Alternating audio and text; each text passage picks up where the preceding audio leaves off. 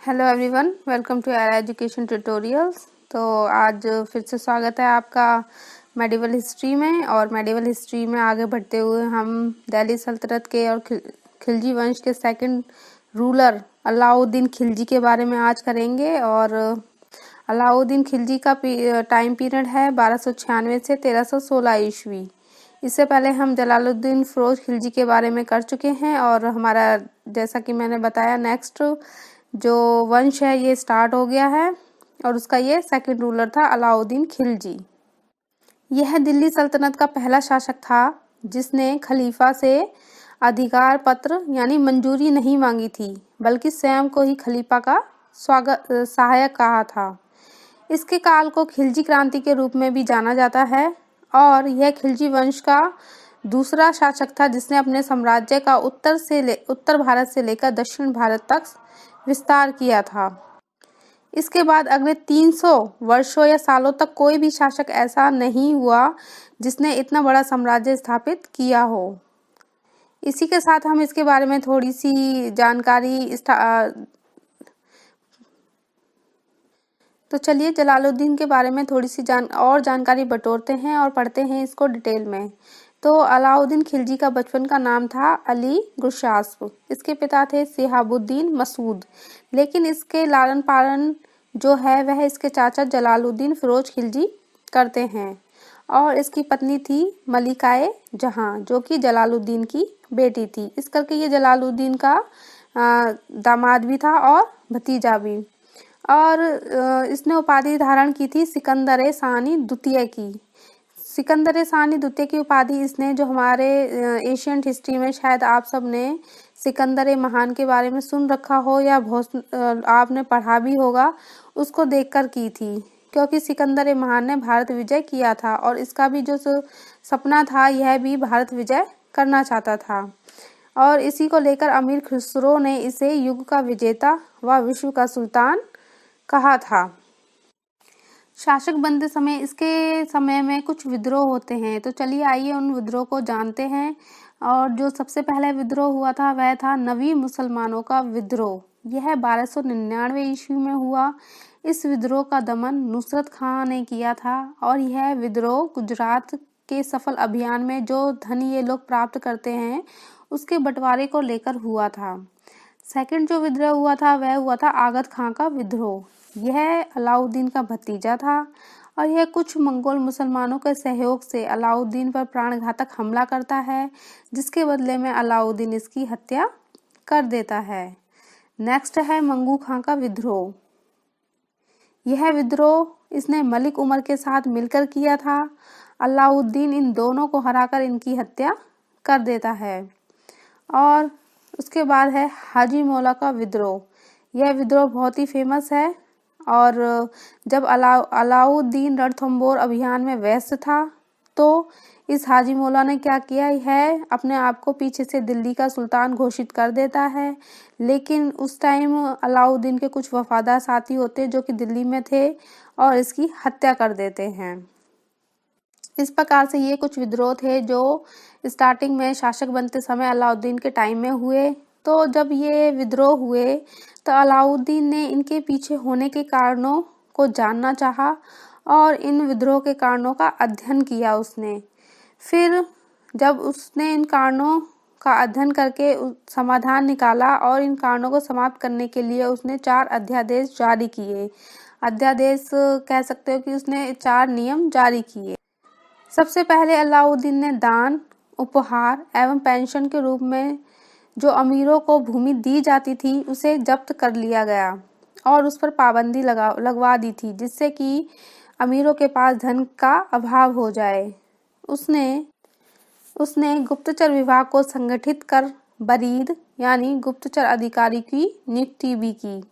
अलाउद्दीन ने शराब, भांग खाने वाले एवं जुआ खेलने वालों पर पूर्ण रूप से प्रतिबंध लगवा दिया था और अमीरों के आपस में मेलजोल, सार्वजनिक समारोह एवं वैवाहिक संबंधों पर प्रतिबंध भी लगवा दिया था। तो चलिए आगे बढ़ते हैं और अलाउद्दीन के साम्राज्य विस्तार के बारे में बढ़ते हैं। तो सबसे पहले हम इसके उत्तर भारत के विस्तार या अभियानों के बारे में पढ़ेंगे। तो चलिए देखते हैं। पहला जो इसका उत्तर भारत का विस्तार था या विजय अभियान था वह था गुजरात विजय, जो कि इसने 1298 ईस्वी में किया। गुजरात विजय के लिए यह उलूग खां और नुसरत खां को भेजता है और गुजरात के समय अहमदाबाद उसकी राजधानी थी, जिस पर शासन था कर्णदेव वाघेला का, और वह अपनी पत्नी कमला देवी के साथ वहां शासन करते थे। जब अलाउद्दीन उलूग खां नुसरत खां को गुजरात विजय के लिए भेजता है तो राजा कर्णदेव होते हैं, दोनों की सेनाओं में संघर्ष होता है। इस बाद में राजा कर्णदेव इस युद्ध में हारे जाते हैं और युद्ध में विजय के पश्चात सैनिक सूरत, सोमनाथ और कैम्बे पर भी आक्रमण करते हैं। इस प्रकार से वह चारों राज्यों को जीत लेते हैं। और बाद के समय में जब अलाउद्दीन दक्षिण अभियान करता है तो उस समय मलिक काफूर क्या होता है, इसकी जो राजा कर्णदेव हैं इनकी पुत्री होती है देवल देवी को दिल्ली भेजता है, और जहां पर अलाउद्दीन देवल देवी का विवाह अपने बेटे खिज्र खां से करवा देता है। इस प्रकार से स्टूडेंट्स ये एक मतलब इसमें जो ये राजा और उसकी वाइफ है और ये इसकी बेटी है, इसका किस्सा बहुत गुजरात अभियान वैसे ये भी इम्पोर्टेंट है और इनके नाम भी बहुत ज़रूरी हैं, क्योंकि यह जो अभियान है यह इतिहास में बहुत प्रसिद्ध है और इनके नामों को लेकर या इस किस्से को लेकर भी एग्जाम में क्वेश्चन ज़्यादातर पूछे जाते हैं। नेक्स्ट है हमारा जैसलमेर विजय। यह 1299 में हुई और इसमें क्या होता है, अलाउद्दीन की सेना के जो जैसलमेर वाले ये लोग हैं, ये अलाउद्दीन की सेना के कुछ घोड़े छीन लेते हैं, जिस कारण अलाउद्दीन जो वहाँ के उस टाइम शासक थे, राजपूत शासक दूधा और उसके सहयोगी तिलक सिंह को पराजित करता है और जैसलमेर को विजित कर लेता है। नेक्स्ट अभियान है रणथंभौर अभियान। उस टाइम रणथंभौर पर हमीर देव शासन करते थे और यह अभियान 1301 में अलाउद्दीन खिलजी करता है और इसमें भी क्या अलाउद्दीन को विजय प्राप्त होती है। तो अलाउद्दीन का रणथंभौर जीतने का एक यह भी मकसद था, क्योंकि उस टाइम हमीर देव ने अलाउद्दीन के जो विद्रोही था मंगोल नेता मोहम्मद शाह को अपने राज्य में शरण दी थी, जिस कारण जुलाई 1301 ईस्वी में अलाउद्दीन रणथंभौर के किले को कब्जे में कर लेता है और हमीर देव को वीरगति दे देता है। नेक्स्ट है चित्तौड़ आक्रमण एवं मेवाड़ विजय 1303 ईस्वी। उस समय मेवाड़ के शासक राणा रतन सिंह थे और जिनकी राजधानी चित्तौड़ थी। इस युद्ध, विजय व विद्रोह को लेकर इतिहास में बहुत से किस्से व कहानियां बहुत प्रसिद्ध हैं और इस युद्ध के ऊपर ही हमारे मलिक मोहम्मद जायसी लेखक थे, जिन्होंने पद्मावत लिखी। इस कथा के अनुसार उन्होंने बताया कि जो अलाउद्दीन खिलजी था वह शासक राणा रतन सिंह की पत्नी पद्मावती के सौंदर्य पर मोहक हो जाता है और जिस कारण वह उनकी पत्नी को जीतना चाहता है और मेवाड़ पर भी इसी कारण से वह आक्रमण करता है। तो यह तो मतलब जो उनकी कथा है पद्मावत के अकॉर्डिंग है। और दूसरी बात सुनने को यह मिलती है कि जो मेवाड़ था उस समय यह बहुत ही विस्तृत राज्य था और सामरिक दृष्टि से बहुत ही सुरक्षित स्थान पर बना हुआ था, जिस कारण अलाउद्दीन की नज़र इस पर पड़ती है और वह इसको जीतना चाहता है। अंत में राणा रतन सिंह और अलाउद्दीन खिलजी के बीच में युद्ध होता है और राजा रतन सिंह युद्ध में मारा जाता है और इस प्रकार से 28 जनवरी 1303 ईस्वी में अलाउद्दीन चित्तौड़ किले पर अपना अधिकार कर लेता है। किले पर अधिकार के बाद अलाउद्दीन मेवाड़ के लगभग 30,000 राजपूत वीरों को कत्ल करवा देता है और उस मेवाड़ का नाम बदलकर अपने बेटे खिज्र खां के ऊपर खिजराबाद रखता है और उसके बाद वह मेवाड़ का शासन खिज्र खां को सौंपकर दिल्ली की ओर रवाना हो जाता है। और ऐसा भी कहा जाता है या इतिहास में पढ़ा जाता है कि अलाउद्दीन की मृत्यु के पश्चात ही जो है ये चित्तौड़ है दोबारा से स्वतंत्र हो पाता है। उसके जीते जी कोई भी राजपूत शासक या हिंदू शासक दोबारा से चित्तौड़ को मुक्त नहीं करवा पाता है या जीत नहीं पाता है और अलाउद्दीन की मृत्यु के पश्चात ही जो है चित्तौड़ मुक्त हो पाता है। नेक्स्ट है मथुरा अभियान 1304 ईस्वी। उस टाइम मथुरा को शौक के नाम से भी जाना जाता है। आपको इतिहास में शौक के अभियान से ज़्यादा पढ़ने को मिलेगा। तो इस युद्ध में क्या होता है, जो मथुरा के शासक हैं वह हैं राजा नाहर सिंह, और इस युद्ध में उनको पूर्ण सहयोग मिलता है जाटों से। और इस युद्ध में अलाउद्दीन की सेना से लड़ते हुए राजा नाहर सिंह व उनका पुत्र मारा जाता है, और इस प्रकार से अलाउद्दीन मथुरा को भी विजित कर लेता है। मथुरा को जीतने के बाद अलाउद्दीन के खिलजी वहाँ के मंदिरों व उसके राज्य में बहुत तोड़फोड़ करते हैं व मंदिरों को बहुत नुकसान पहुँचाते हैं। नेक्स्ट अभियान है मालवा विजय 1305 ईस्वी। उस समय मालवा पर महलदेव व उसके सेनापति हरनंद शासन करते हैं, और इसके विपरीत अलाउद्दीन मालवा विजय के लिए मुल्तान के सूबेदार आइन उल मुल्क को सेना लेकर मालवा विजय के लिए भेजते हैं, और दोनों पक्षों में संघर्ष होता है जिसमें महलदेव मारे जाते हैं, और मालवा सहित उज्जैन, धारानगरी व चंदेरी को अलाउद्दीन अपने साम्राज्य में मिला लेता है।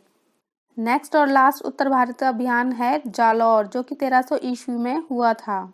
यह युद्ध जालौर के शासक कृष्णदेव व कमालुद्दीन गुर्ग के नेतृत्व में सुल्तान की सेना से हुआ, और इसमें कृष्णदेव मारे जाते हैं और उसकी हत्या कर दी जाती है। इस प्रकार से अलाउद्दीन जालौर को भी जीत लेता है। तो स्टूडेंट्स, यहाँ पर उत्तरी भारत अभियान खत्म हो गए हैं। अब हम पढ़ेंगे दक्षिण अभियान। इसके बाद जो अलाउद्दीन ने दक्षिण भारत में राज्य विजित किए उनके बारे में अब हम पढ़ेंगे। और इसी के साथ मैं आपको बता दूं कि दक्षिण भारत की विजयों का जो श्रेय है वो पूरी तरीके से मलिक काफूर को जाता है, क्योंकि वही अलाउद्दीन के नेतृत्व में दक्षिण भारत की ओर रुख करता है और वहाँ के राज्यों को विजित करता है। तो दक्षिण भारत का पहला अभियान है देवगिरी अभियान। यह अभियान अलाउद्दीन के विश्वास पात्र मलिक काफूर के नेतृत्व में होता है, और उस समय देवगिरी पर शासक रामचंद्र देव का शासन हुआ करता था। और रामचंद्र देव ने अलाउद्दीन खिलजी को प्रति वर्ष कर भेजने का वादा किया था, और कुछ संधि शर्तों को भी उसने माना था, लेकिन आगे समय के साथ वह इन शर्तों को मानने से इनकार कर देता है और अलाउद्दीन को कर भी भेजना बंद कर देता है, जिस पर अलाउद्दीन मलिक काफूर को उसके विरुद्ध भेजता है, और इस प्रकार दोनों पक्षों में युद्ध होता है, जिसमें रामचंद्र हारा जाता है और उसे पकड़कर सुल्तान के सामने दिल्ली लाया जाता है। उसके जब वह सुल्तान के सामने लाया जाता है तो सुल्तान उसके साथ उदार व्यवहार करता है और उसे छोड़ देता है, और इसी के साथ वह रामचंद्र देव को राय रायन की उपाधि भी देता है। कालांतर में रामचंद्र देव भी अलाउद्दीन खिलजी को अपना मित्र बना लेता है। इस प्रकार से अलाउद्दीन का देवगिरी अभियान भी सफल हो जाता है। नेक्स्ट है वारंगल विजय। वारंगल उस समय तेलंगाना की राजधानी थी, और जिस पर उस समय काकतीय वंश के राजा राज्य करते थे। उस समय वारंगल का शासक था प्रताप रुद्रदेव। 1310 ईस्वी में काफूर ने वारंगल में प्रवेश किया, और इस पर प्रताप रुद्रदेव क्या करता है, वह अपनी सोने की एक मूर्ति बनवाता है और उसके गले में जंजीर डालकर उस मूर्ति को आत्मसमर्पण के रूप में काफूर के पास भिजवा देता है।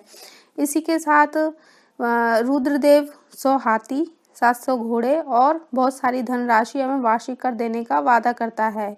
इस प्रकार से प्रताप रुद्रदेव अलाउद्दीन खिलजी की अधीनता स्वीकार कर लेता है, और वारंगल विजय भी विजित हो जाती है। नेक्स्ट है होयसल अभियान। इसका शासक वीर बल्लाल तृतीय था। इसकी राजधानी द्वार समुद्र थी। 1311 ईस्वी में साधारण से युद्ध से ही बल्लाल अलाउद्दीन खिलजी की अधीनता स्वीकार कर लेता है। सो स्टूडेंट्स, इसी के साथ हमारे दक्षिण अभियान भी खत्म हो जाते हैं। अलाउद्दीन की मृत्यु। इसकी मृत्यु 2 जनवरी 1316 ईस्वी में होती है। एज बढ़ने के साथ ही यह एक रोग से ग्रस्त हो जाता है, और अपना जो अंतिम समय है ये बहुत ही मुश्किलों भरा व्यतीत करता है, और इसको एक जलोदर नाम का रोग, यह एक किस्म का त्वचा रोग कह सकते हैं, यहाँ जैसे आप कोढ़ समझते हैं उस प्रकार से इसको यह कोढ़ की बीमारी हो जाती है, जिससे कि इसका जो लास्ट टाइम है बहुत ही परेशानी भरा व कठिनाइयों भरा होता है।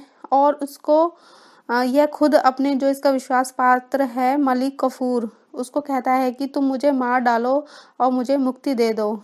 इसी के साथ इसको मुक्ति भी इसका विश्वास पात्र मलिक कफूर देता है। इस प्रकार से वह इसको मार देता है और यह मर जाता है। और इसका मकबरा भी कुतुब मीनार के परिसर में ही स्थित है।